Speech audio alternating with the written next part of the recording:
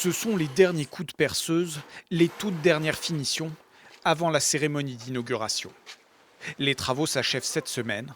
Depuis janvier, la scénographie et l'éclairage ont été revus. Mais le gros de la restauration se trouve ici, à flanc de falaise.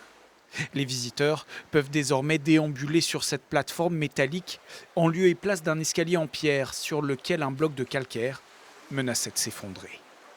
Il y avait vraiment une faille qui était assez inquiétante et qui bougeait. Et donc on a préféré devancer, anticiper un potentiel danger en enlevant ce bloc. Les grottes de Régulus, l'une des merveilles géologiques de l'estuaire de la Gironde. Ici, le calcaire est composé de coquillages fossilisés, vieux de centaines de millions d'années. La roche est fragile, les trous dans la falaise ont été agrandis au fil du temps par l'homme pour en faire des habitats, les troglodytes.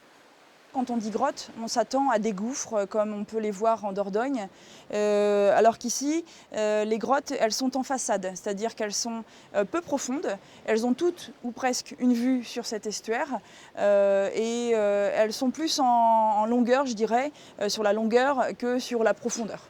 Deuxième site le plus visité du Royannais, les grottes accueillent 2 fois plus de monde qu'il y a 20 ans, jusqu'à 1000 visiteurs par jour. La sécurisation achevée, la priorité pour préserver les lieux est désormais de réfléchir à une meilleure répartition des flux de visiteurs. On est content d'accueillir les touristes sur la destination Royan-Atlantique. Mais à terme, on aimerait pouvoir ouvrir tout au long de l'année pour accueillir des groupes scolaires ou autres, des centres de vacances, des étudiants, etc. Vous voyez, l'idée, c'est plutôt d'élargir la saison estivale. Les grottes du Régulus seront accessibles de nouveau dès lundi et jusqu'au dimanche 13 novembre.